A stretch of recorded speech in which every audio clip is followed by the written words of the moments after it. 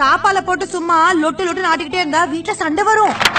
அதாவது தாழ்பாலை அடிக்கடி ஆட்டினால் கதவுடன் இணைக்கப்பட்டிருக்கும் தாழ்பாலின் தரம் குறைந்துவிடும். திருடர்கள் வீட்டுக்குள் சுலபமாக வருவதற்கு நாமே வழி ஏற்படுத்தியது போல் ஆகிவிடும். ஆம பூந்த வீடு விளங்காது.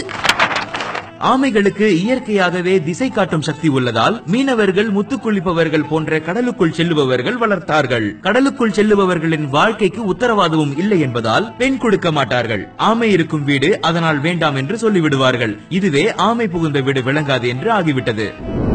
வீட்டுக்குள்ள நகம் வெட்டினா வீடு விளங்காது. வெட்டி துண்டாகும் நகம் எங்காவது தெரித்து விழும். சமயங்களில் உணவுப் பொருட்களில் கூட கலக்க வாய்ப்புண்டு. காலில் கூட அது ஏறி வில்லங்கத்துக்கு வழிவகுத்துவிடும். நகத்தை கடிச்சா தர்திரம். நகை இடுக்குகளில் உள்ள அழுக்கு வாய் வழியாக உடலுக்குள் சென்று பல்வேறு விதமான நோய்களுக்கு வழி ஏற்படுத்திவிடும். உச்சி வெயில்ல கிணறு எட்டி பார்க்க கூடாது.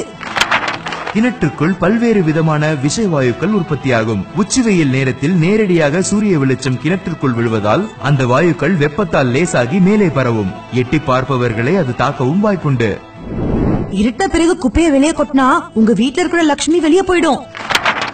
வீட்டிற்குள் பகல் முழுவதும் நடமாடும் நாம் ஏதாவது சின்னஞ்சிறு நகை போன்ற பொருட்களை தவற விட்டிருந்தால் அது குப்பையில் சேர்ந்திருக்கும். இரவு நேரத்தில் அள்ளி தெருவில் கொட்டிவிட்டால் பிறகு அதை தேடி கண்டுபிடிப்பது மிகவும் சிரமம்.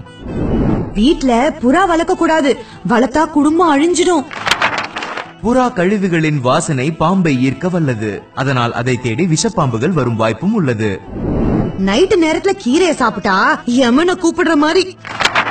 கீரை எளிதில் ஜீரணமாகாது. அதிலும் இரவில் சாப்பிட்டு படுத்தால் தேவையற்ற உடல் தொந்தரவுக்கு வழிவகுத்துவிடும். எனவே பகல் வேளைகளில் மட்டுமே அதை சாப்பிட வேண்டும். புளிய மரத்து கீழே தூங்குனா பேய் அடிக்கும். புளிய மரம் இரவில் அதிக கார்பன் டை ஆக்சைடு வாயுவை வெளியிடும். ஆக்சிஜனை உட்கொள்ளும் நாம் புளிய மரத்தின் அருகில் உறங்கினால் மூச்சு திணறல் கூட ஏற்படலாம். அந்த மூச்சு திணறலையே பேய் என்று கூறுவார்கள். முருங்கை மரத்தை வாசல்ல வச்சா வீடுக்கு ஆகாது. மரங்களிலேயே மிகவும் மென்மையான மரம் முருங்கை மரம் என்பதால் அதிக காற்றினால் ஒடிந்து விழ வாய்ப்புண்டு. குழந்தைகள் ஏறினால் கூட பட்டென்று கிளைகள் முறிந்து விபத்துக்கும் வழிவகுத்துவிடும். தவிர அதில் வரும் கம்பிளி பூச்சி உள்ளிட்டவை எளிதாக வீடு தேடி வரும் வாய்ப்பும் உள்ளது. இப்படி தலைவிரி கோலமா பொண்ணுங்க இருக்கவே கூடாது. தலைவிரி கோலமாக இருக்கும் பொழுது முடி உதிரும். அதுபோக சமைக்கும் போதும் பரிமாறும் போதும் உணவில் தலைமுடி விழுந்து அருவருப்பு ஊட்டுவதை தவிர்க்க முடியும். வடக்குல தலை வச்சு படுத்தா பித்தம் புடிச்சிரும். பூமியின் காந்த சக்தியானது வடதுருவத்தை நோக்கி நிற்கிறது. வடதிசையில் தலை வைத்து படுக்கும் போது அதன் ஈர்ப்பு சக்தியானது நம் தலையையும் மூளையையும் தாக்குகிறது. அதனால் ஆரோக்கியம் குறையும், மனநலம் பாதிக்கப்படும். வாழை இலை போடாம விசேஷம் பண்ணக்கூடாது. வாழை இலையில் பினாலிக்ஸ் எனும் இயற்கை சத்து உள்ளது.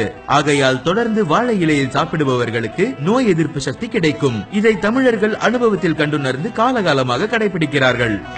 மூட நம்பிக்கைகள் என நாம் நினைத்திருக்கும் அனைத்து விஷயத்திற்கு பின்னாலும் நம் முன்னோர்கள் கண்டறிந்த வாழ்வியலும் அறிவியலும் இருக்கிறது என்பதை புரிந்து கொள்ள வேண்டும். முன்னோர்களின் இத்தகைய அறிவுக்கு ஒரு லைக். இதை மற்றவர்களுக்கு சொல்ல ஷேர். இன்னும் இது போன்ற உங்களுக்கு தெரிந்த மற்ற விஷயங்களை கமெண்ட்